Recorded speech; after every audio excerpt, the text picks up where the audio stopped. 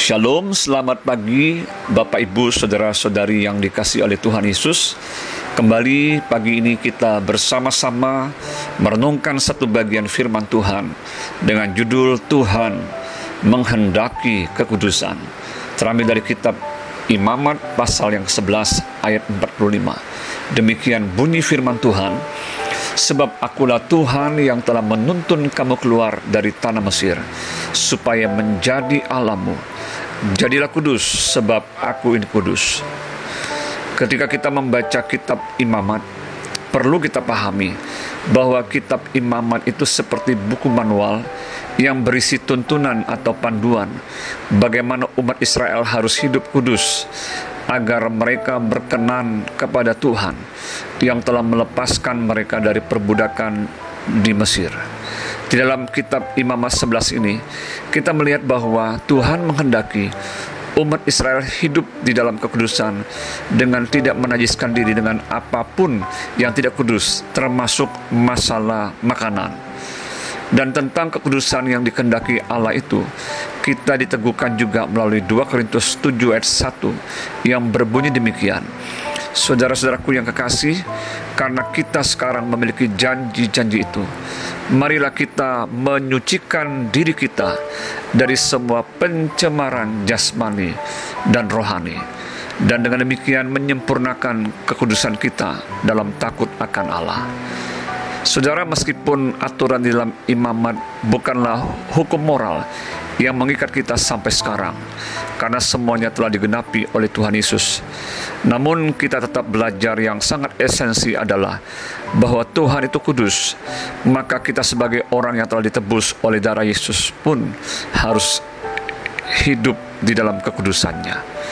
Tuhan Yesus sendiri mengingatkan pentingnya menjaga kekudusan bukan hanya secara lahiriah yang bersifat jasmani, namun yang juga kekudusan batiniah yang menyangkut kerohanian kita. Di dalam Markus 7 ayat 18-23, dia memberikan pengertian yang baru demikian bunyinya. Maka jawabnya, apakah kamu juga tidak dapat memahaminya?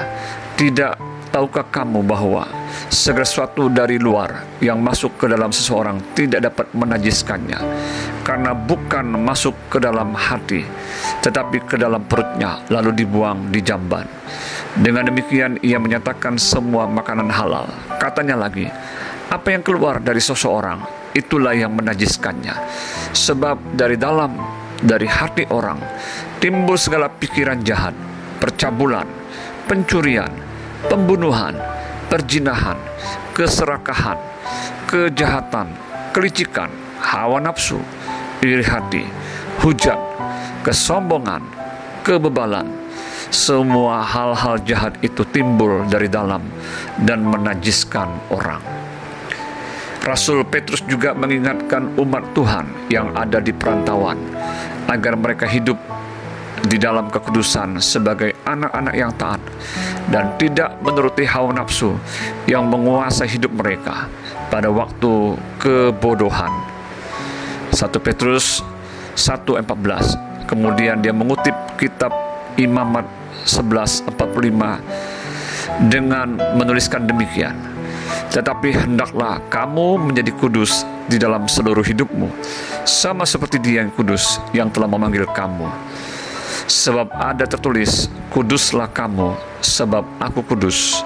1 Petrus 1:15-16. Kemudian Petrus menegaskan dengan lebih lagi ketika dia menuliskan, dan jika kamu menyebutnya Bapa, yaitu Dia yang tanpa memandang muka menghakimi semua orang menurut perbuatannya, maka hendaklah kamu hidup dalam ketakutan selama kamu menumpang di dunia ini.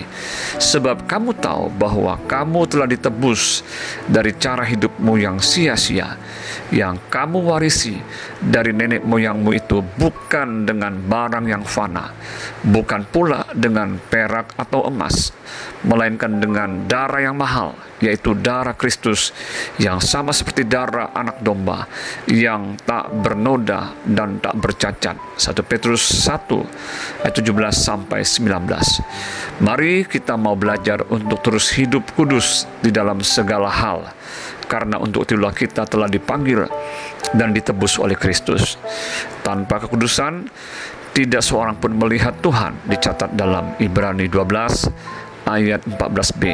Hal yang sama telah diungkapkan oleh Tuhan Yesus sendiri dalam khotbah di bukit di dalam Matius 5 ayat 8 yang berbunyi demikian, berbahagialah orang yang suci hatinya, karena mereka akan melihat Allah.